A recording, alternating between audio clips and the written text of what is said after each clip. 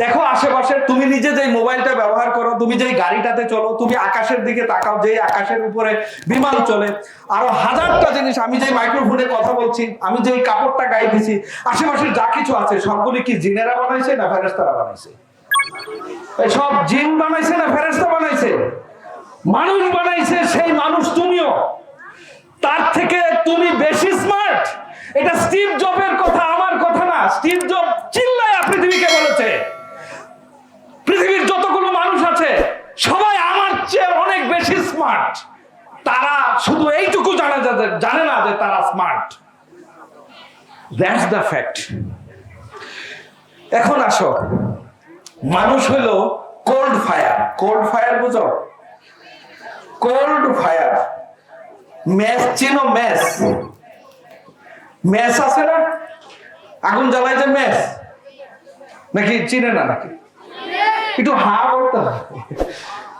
Match, ম্যাচের agar মধ্যে কি আছে? বারুদ। বারুদ, এটা হলো কোল্ড ফায়ার, মানে ঠান্ডা আগুন। একটা ম্যাচের কাঠি দিয়ে এই সব কিছু জ্বালায় দেওয়া সম্ভব না, কিন্তু ম্যাচের কাঠি তো তোমার কাছেই থাকে, মানুষের কাছেই থাকে, কিন্তু সবসময় কি আগুন জ্বলতে থাকে? শর্ত হলো বারুদের সাথে ঘষা দিতে হবে। ঘষা দিলে আগুনটা জ্বলে ওঠে।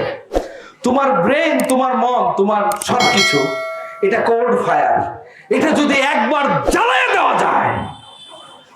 মানুষ গুহা থেকে যাত্রা শুরু করেছিল বাবা, গুহায় বাস করতো। আমরা মানব জাতি গুহায় বাস করতাম ইঁদুরের মতো। সেখান থেকে আজকে আকাশে উড়ে যায়। বাংলাদেশ থেকে সৌদি আরবে মাত্র 6 ঘন্টায় চলে যায়। সামনের সময় আসতেছে 6 মিনিটে চলে যাবে।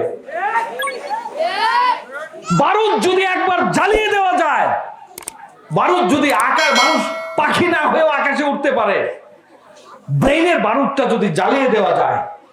তোমার সমস্যা হয়েছে যে তুমি বারুদ, ঠিক আছে, তোমাকে জ্বালায় যদি দেওয়া যায় তাহলে সেটা হয়ে যাবে।